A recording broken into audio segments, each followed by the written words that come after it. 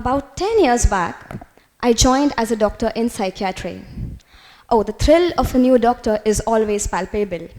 So the first patient walks in, she smiles at me, I smile at her, and she greets me, Uta Aita, meaning, did you have your meal? Now this is a hospital in Karnataka, and I am born and brought up in Mumbai. So for me, I am surprised. Not hello, not good afternoon, but did you have your meal? My brain was pleasantly surprised at this question, and my face, I'm sure, was weirdly contorted as I was trying to process the response to this unusual question that I was faced with. Of course, over the next few weeks, I would realize Uta Aita is their equivalent for hello. So, while the rest of the world will meet you and say hello, the Kannadigas will go Uta Aita. This moment there was an epiphany for me. I realized how something so common in one culture was almost considered deviant in my culture. But then, what is this culture that I'm talking about? Often confused with race, nationality, religion even, but it's none of them. At its core, culture has a shared meaning. So depending on who you ask this question to, whether you ask a sociologist, a psychiatrist, or anthropologist, you'll get different answers. But it's, like I said, at its core, it means it's a pattern of shared ideas, values, beliefs, or norms that a group of people agree to follow. Culture informs behavior. The way we eat, the way we clothe, the way we greet people, the way we celebrate, the way we mourn, all of these, even though universal, will have a distinct hue from each one's culture. In fact, the way we perceive things and even the way we understand our experiences is not free from the hues of culture. So for many, many years, researchers were intrigued by the how of this influence. How is it that culture, basically, how is it that the things you have seen others do and you have somehow learned, how does it change your behavior? How does it change your thoughts? Because what we do know is, for anything to have an effect on your thoughts, your action, your behavior, it should have an effect on your brain. So, are we saying that culture can actually change your brain? The fundamental question is, can culture go and really do something in your brain? Well, let's find out. So up until 2 decades back, we had a lot of theories trying to answer this question, but very little methods to actually find the answers. And then came neuroscience. So neuroscience has modern methods of investigation that allow you to look at human brain in real time. So if I were to show you a photograph, I can now have methods that will tell me exactly what part of the brain are you using within a fraction of a second. So equipped with these modern tools like EEG, where you will have electrodes on your scalp and a machine will record the changes that happen in your brain, and MRI, the enthusiastic researchers set out to look at the brains of certain people. So they looked at the brains of Westerners and Chinese. Now Westerners are known to be individualistic in their culture, which means that they will focus a lot more on themselves and personal freedom, whereas the Chinese are known to be collectivists in their culture. So the Chinese will focus on the group as a whole. What they did was, they showed both Westerners and Chinese people a photo of themselves, and they looked at their brains. This is what they found. We have an area of the brain called the medial prefrontal cortex, MPFC, right here ahead. For both Westerners and Chinese, it was this area of the brain got up. And then what they did next was they showed both these groups a picture of their respective mothers. And what we found was very interesting. For Westerners, a different part of the brain was lit up. Whereas for the Chinese, it was again this medial prefrontal cortex that got lit up. The medial prefrontal cortex is that area of the brain that we use when we are thinking about ourselves. So this astounding finding told us that because of culture, even the brains had been identifying as themselves and mothers as one, whereas for the Westerners, they identified themselves and their mothers as different people or not a part of self. But science is all about replicating findings. You can't say, yeah, this happened once, so this is true. You have to keep on showing that this can repeatedly happen. So once again, our over-enthusiastic scientists set out to look at the brain of London taxi drivers this time. What they did was they scanned the brains of these taxi drivers. These taxi drivers, they engage in sustained path finding, meaning, as we know, same with the drivers in India, with every passenger, they will go to a different location. Depending on the day or hour of the week, they will take a different route to avoid traffic. And what they saw was, unlike the bus drivers who go on the same route to the same location for years, these London taxi drivers had enlarged hippocampus. So this is that part of the brain that we use when we are navigating and to remember routes and memory.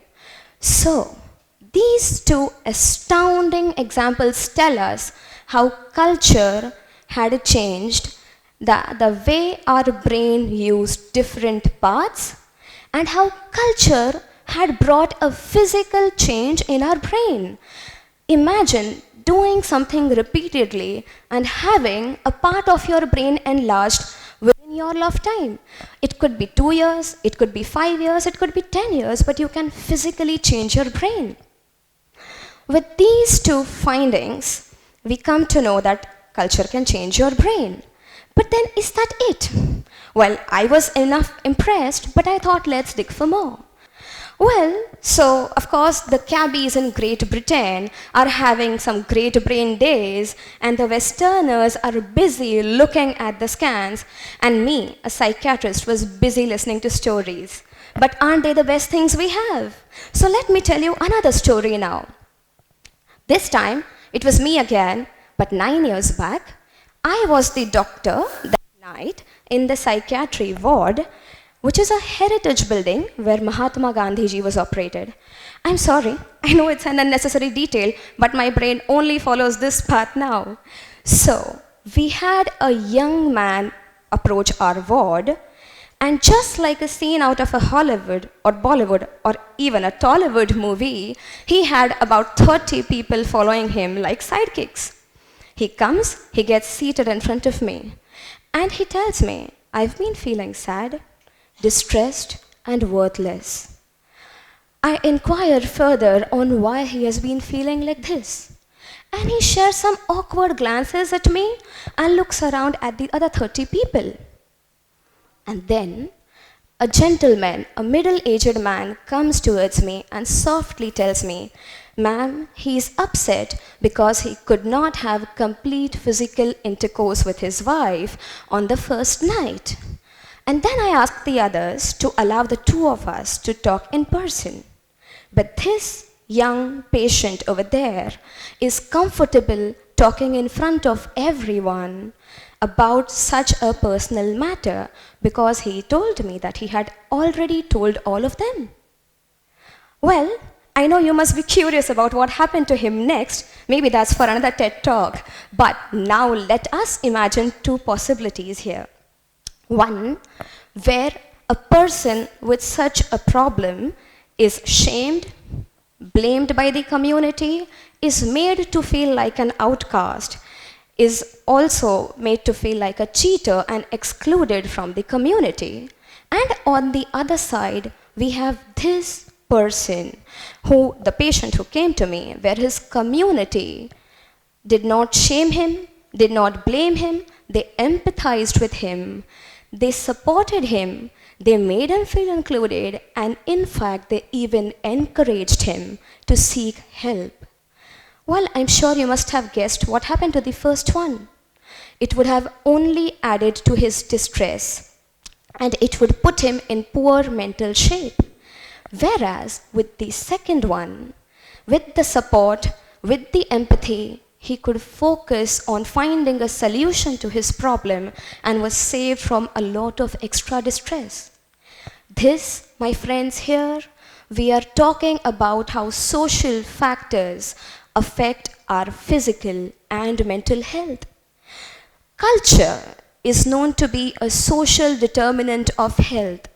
We are all aware of how violence, discrimination, exclusion of the minorities, exclusion of the less fortunate, shaming of the less fortunate, we know how all of these affect their physical as well as mental health. And maybe when we as a generation understand these and make more aware choices, we can promote better physical as well as mental health. But who makes culture? What makes culture? Is it a law? Is it something that is there in our constitution? It's worth thinking, right? It's us who make the culture. The ideas, the values, the beliefs that we choose to follow, and the meaning that we choose to give to those practices is what makes culture. So let me tell you another example. I'm sure you would all agree that death is universally considered to be a misfortune and a bad event. But the moment we change the meaning we attach to that event, it changes from misfortune to pride sometimes. So can you think of something? I'll tell you. It's the example of martyrs. It's the example of war heroes, where something as universal, as misfortunate as death is also considered a matter of pride. And this only happened because we changed the meaning we attached to that event. We only had to change the narrative. It's become modern for us to think of culture as something that is just a noise. While I understand that evolutionarily, we are trained to have a sense of mistrust for other cultures.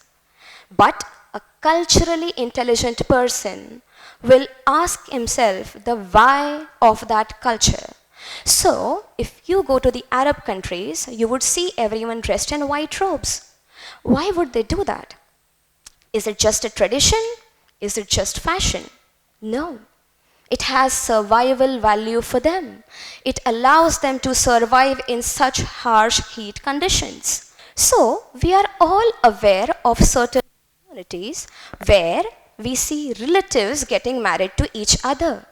Well, at some point of time, it may have had some value or survival benefits, but the recent studies tell us that such marriages produce offsprings with a lot of physical problems and a lot of genetic changes. So this time, it is the genes giving us a warning that it's time to change the culture of marriages between relatives or close relatives for that matter. So genes and culture have an interplay. Genes and culture, they come together and they make humans more fit for survival. So we have to understand that by culture changing our genes, culture dictates our future. But at the same time, the choice of certain cultures, the choice of the practices we want to follow, the choice of the meanings we want to attach to the events in our life, it lies with us. So, this is the idea that I carry in my heart, and I hope you carry it too. Culture sculpts our future. By changing our genetic makeup, culture changes our future. Culture sculpts our future. But then again, We are the sculptors of culture. The choices, the values, the ideas that you choose to believe in, that is going to make the culture for you. So, I would like to want you all to carry this idea in your hearts that culture is not just a noise that can be set aside. Culture is a part of your evolution. The choice of which cultural practices we want to follow shouldn't be a passive one. Instead, it should be an active, a wise, and an informed choice. Thank you, everyone. This is Dr. Mansi Vora for TEDxKESS Shroff.